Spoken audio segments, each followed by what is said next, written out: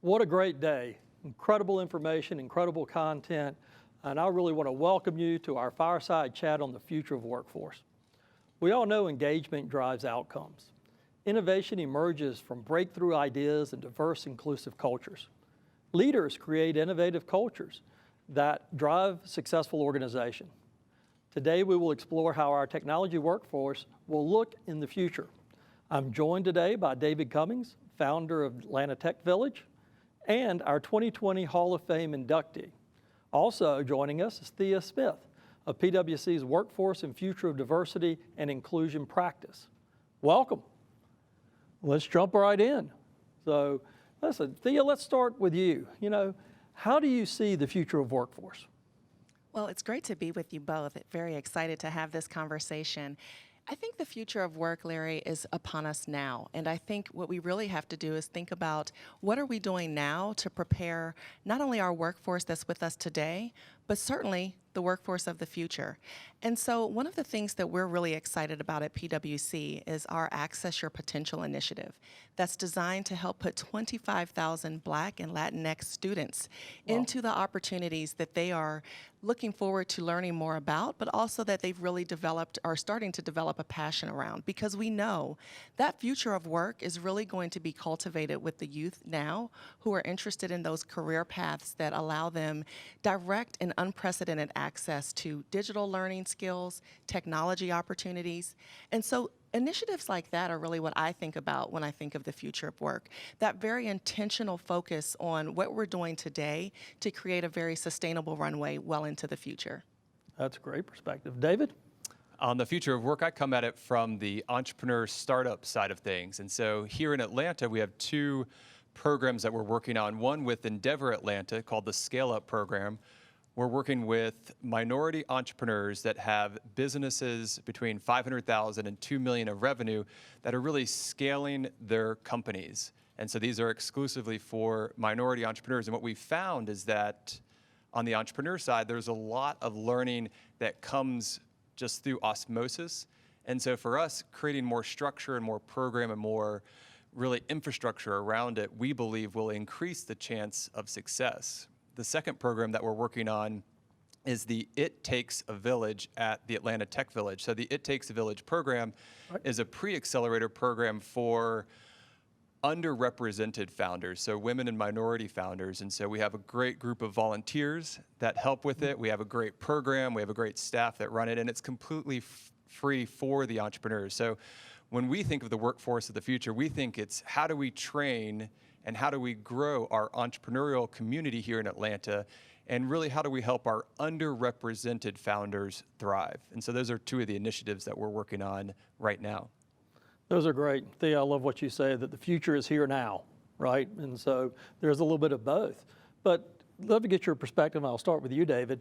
How do you think we will develop and prepare the workforce of the future? I mean, are our learning methods going to change? I think our learning methods have to change. I think from a scalability, from the pace of change, we've got to embrace technology more. We've got to embrace a lot of these micro degrees and nano degrees. We have to figure out how to use tools like Zoom and Microsoft Teams and others for our continuing education, right? The collaboration side of things is more distributed now. People can work from home, they can work from anywhere. And so really figuring out how to do some of these types of on-the-job training, but doing it in a way that we're not sitting next to each other, I think is something that we're all learning on the fly right now, and I think there are still plenty of opportunities. Me as an entrepreneur, I get excited when there's large disruptions like this, because it creates opportunities for entrepreneurs to solve new problems and to really, frankly, bring more value to society. So I think we're going to see more startups emerge from this, but I do think our learning has to change. It's got to evolve. Thea, I know you've got some great perspective and thought on this. Well, I think David hit it right on the head, right? You mentioned, David, that sort of learners or that beginner's mindset that you really have to have as you think about this as an opportunity. And so really thinking in the space of how do we cultivate this current landscape that we're in so that not only are we addressing needs around how do we learn, but really how do we really take in the consideration of a population of our workforce who've now had experience working from home, a large population of folks who have really spent time at home. In fact, PwC recently conducted a survey and found that over half of workers at home have said they'd much rather prefer to stay at home at least 3 days of the week than return to an office. So it's not only a matter of how are we going to return to work and factor in those learning opportunities, but what are we going to make sure we equip that workforce with so that when they come back, we've really tailored our approach to what they need and what they want to make sure that they're able to perform at their best. So I think it's about a matter of not only learning differently, but also thinking with a bit of that cultural dexterity around how do we ensure our organizations are prepared for that change that David mentioned. And the word culture is such an important one. That's a hot topic right now because, again, when you're in person, it's easy to impart a lot of the core values that an organization might have. But how do you do it intentionally when people are remote, when people are working from home, 3, 4, maybe 5 days a week now?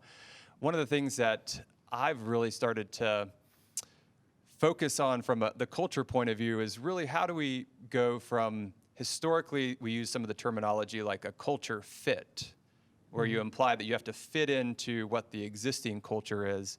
And I really like some of the newer terminology around being a culture add.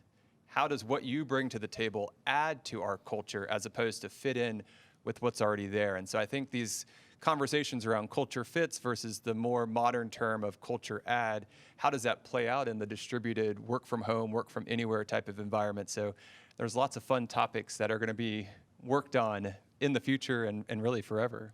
That's interesting, David. I actually know of a founder who their interview process is now the candidate is supposed to come and talk about what can they add to the company, what can they add to the culture. So that theme is permeating. So you've already started something here. So glad to hear that.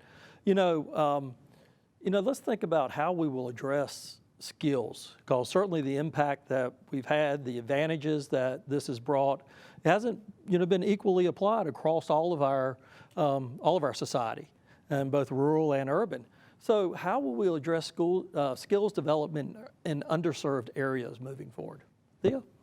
Well, I think there's a real opportunity here for us to take this current time that we're in and think about not only what are the needs of today, but certainly as we're thinking that real vision-led approach to the future. So when you think about those different areas, Larry, your rural areas, your urban areas, right here, for instance, we're sitting in Atlanta, Georgia, right? And we know that part of our DNA is that we are very much a commuter city. We have to get in a car to get to a lot of the places we want to go. So what does that mean when we talk about those underrepresented and often undersourced talent pools that we need access to?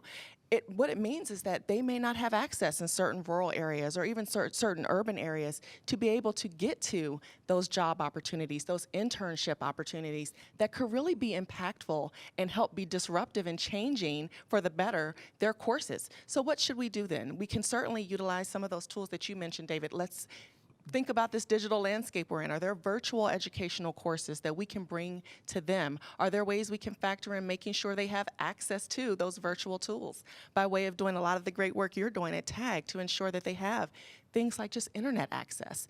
Those are some of those sort of tailored approaches I think we can take with a real intentionality about recognizing where are we, what's in our DNA of where we exist right now, so that we're really starting to drive some of our more solutions-based approaches to how we're thinking long-term and into the future.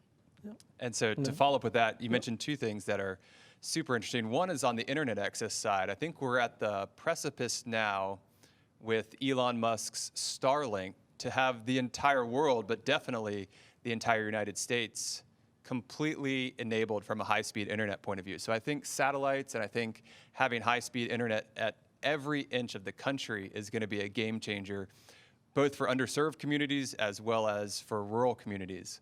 There's another area that I've seen that's an opportunity, but it's been a short-term challenge. Historically on the internship side, it was easy to say, hey, we'll get an intern or two this year for the department, and we'll just have it be a job shadowing type intern. Just have the intern come sit in on meetings and sit next to us and do some simple tasks. Well, in the Zoom world, having an intern just sit on Zoom meetings, we all know that there's Zoom fatigue and there's video conferencing fatigue.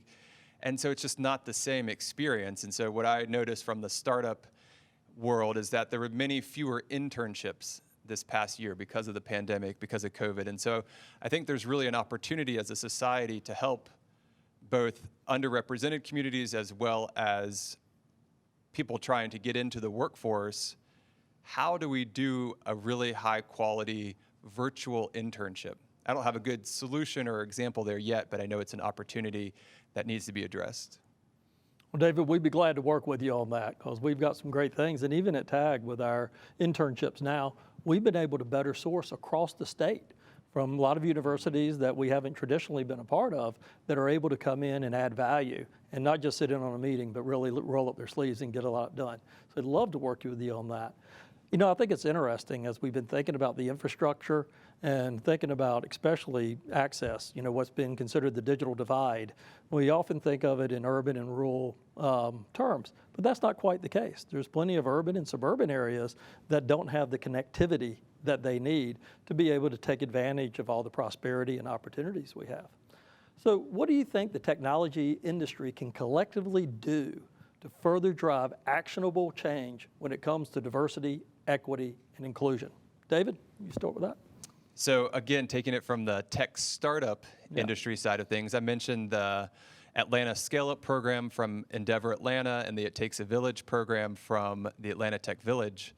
There's a really important element there, which is we want to help the tech community that's working on products and solutions that scale outside of our community. So as an entrepreneur, the way that we grow our per capita GDP, the way that we grow our wealth in our community is through products that we can export outside of our community. So one of the areas that we're working on with entrepreneurs on the tech side is really helping to build these scalable startups, ones that can really sell beyond just the local geography, because the way to create wealth and the way to create more great jobs is through this technology that we can export outside of the region. So a lot of it is back to training, a lot of it is back to just skills development and thinking about how do we make things that we can actually sell outside of our community, because that way we can grow the GDP of our local community. I just appreciate that hyper-local approach you just mentioned there, David, because I think it's such a huge part of recognizing the opportunity that we have. At a local level, certainly, we have such an untapped pool of talent here in Atlanta, here in Georgia.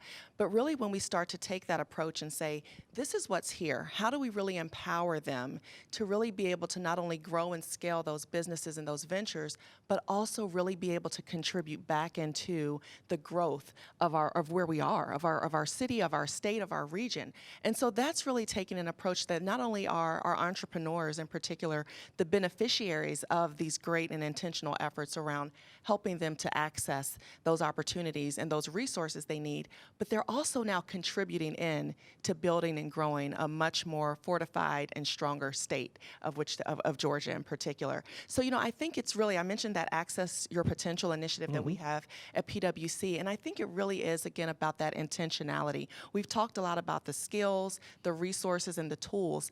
There's one that we know is just so transformational in helping to not only recruit great talent, but also really sustain that talent. And it's access to people. It's just being able to come alongside someone and be able to know that this is someone who's going to be invested and an advocate for your career growth and your opportunity. And this is fundamental, particularly for those underserved and undersourced entrepreneurs, as well as those members of the workforce that David mentioned. We've really got to make sure they have access to the people who can invest in and really continue to sponsor their growth and their ability to be a part of this workforce that we're talking about.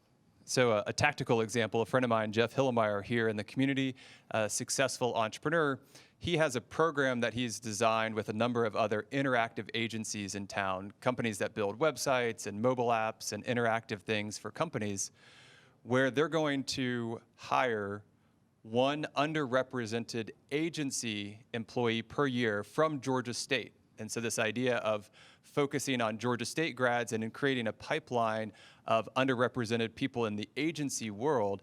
And so that's a tactical example. So a number of agencies in Atlanta have committed to hiring a Georgia State grad, at least one per year. And so I think that's a great way to make it hard and concrete, moving in a better direction. That's great. You know, David, you and I have had several conversations over the year in this firm belief that job growth really comes from small and medium-sized businesses, and that's the heart of what we do.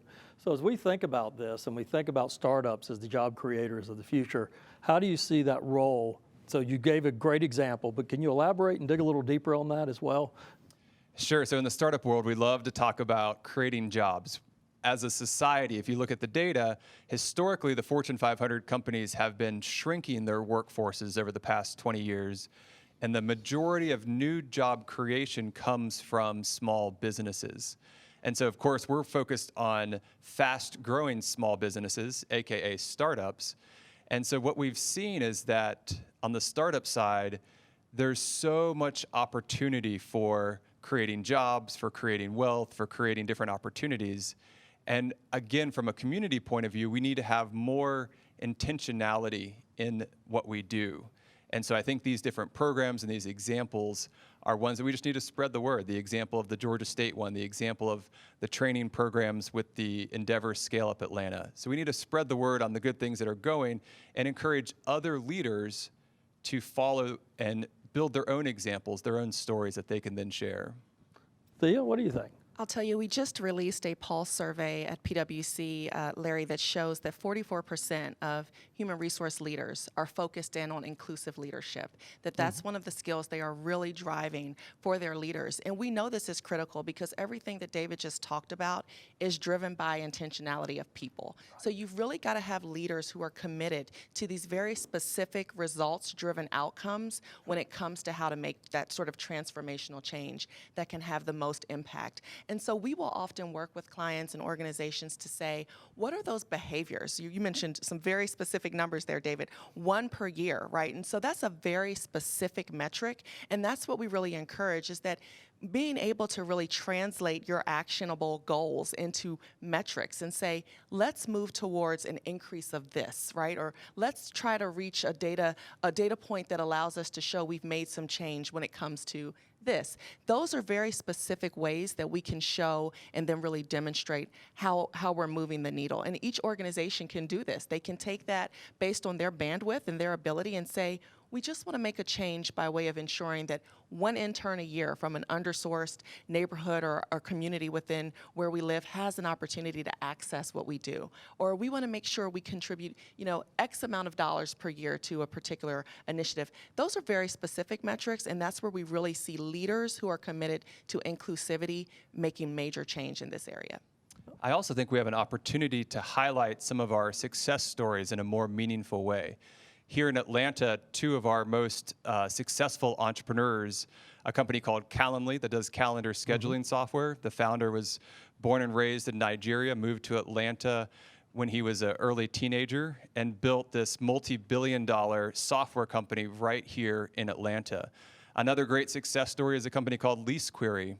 Another founder from Nigeria went to the University of Georgia, started this really successful software company in the accounting world.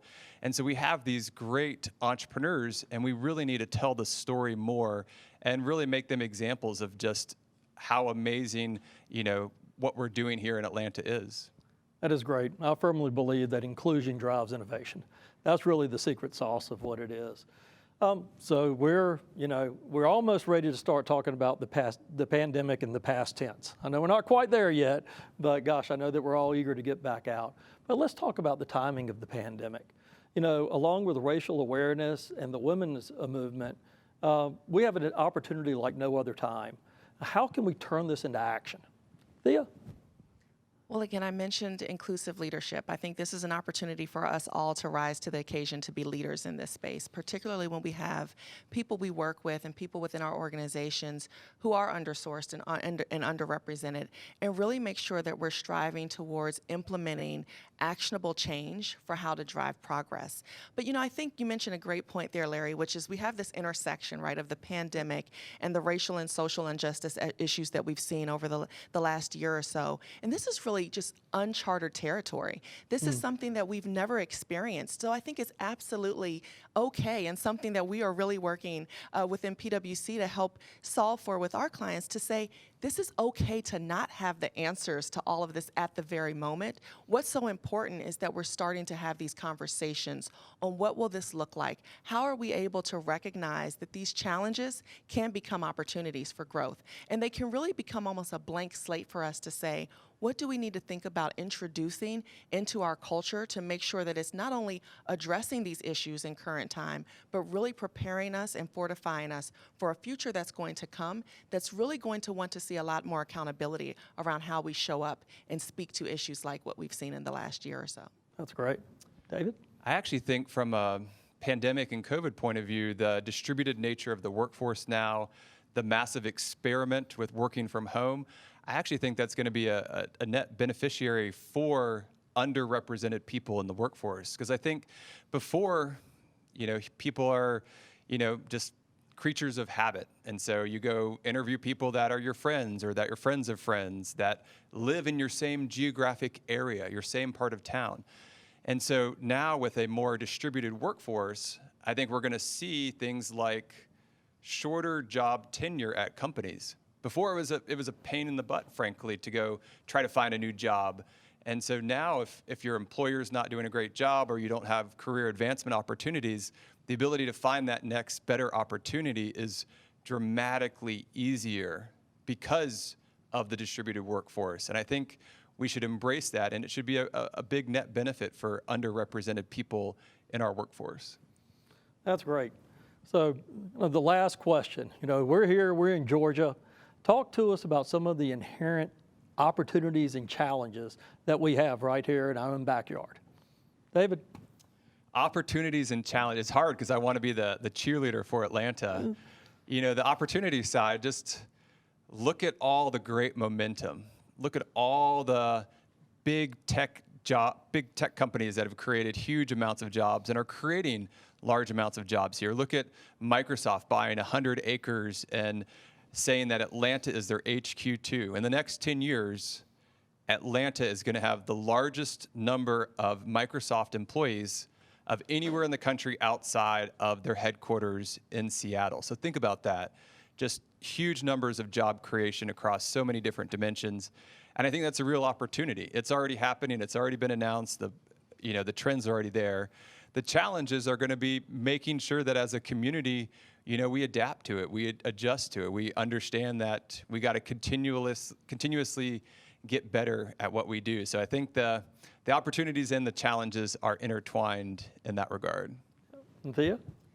I think we've been at the forefront of the socio-cultural and political issues that we've seen, particularly over this last year and a half. And I think we absolutely have to rise to that occasion, to be willing to have that conversation and really be a part of the change. And I think it's a privilege for us to be in a position where we're able to influence and really to help transform not only how the nation is considering a lot of these issues that we've had to face around the social, cultural, and racial unrest of what we've seen, coupled with the pandemic as well, but it's also giving us a real opportunity to think about where is there potential for growth? Where is there potential for us to lean into those really unique opportunities we have? We have one of the largest consortiums of historically black colleges and universities right here in Georgia. We have so many wonderful trade schools and opportunities to really think about how do we solve for new ways to learn, to upskill here in Georgia. And so if we're able to really stand and be a part of that conversation and own our voice in it, I think we really have the ability to make some transformative change here. That's great. Some great conversations. I love the part about intentionality, measurable results, the metrics. All of this is very important. Both the opportunity, the challenges. I think we're faced with many of the challenges that most of the world's faced with.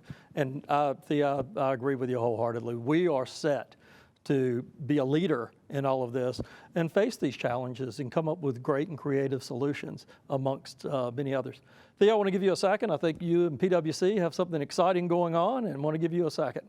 Thank you. Well, first, I'd welcome everyone to visit our PwC Virtual Booth for more resources and information about the conversation we've just had. But I am extremely excited to share that PwC will be making a donation to the TAG Education Collaborative on behalf of every attendant of this session today. So thank you for all who participated. There will be a donation coming by way of PwC to the collaborative in your recognition, and look out for an email that will have more details about that donation. Well, gosh, I should have said that at the front of it, so we could have pushed more people here. But no, thank you for your generosity and that of PwC. We can't thank you enough. David, it's always a pleasure to see you. Thank you for your insights and all you do for Georgia's technology community. You've always put a great perspective on this. Great to be here, and really a shout out to Larry for everything that you do. We really appreciate it. And I think TAG is just exemplary from an organization point of view, so thank you. Well, you tell a great story of how your first TAG experience, and so I love hearing that. Thea, thank you so much. Thank you.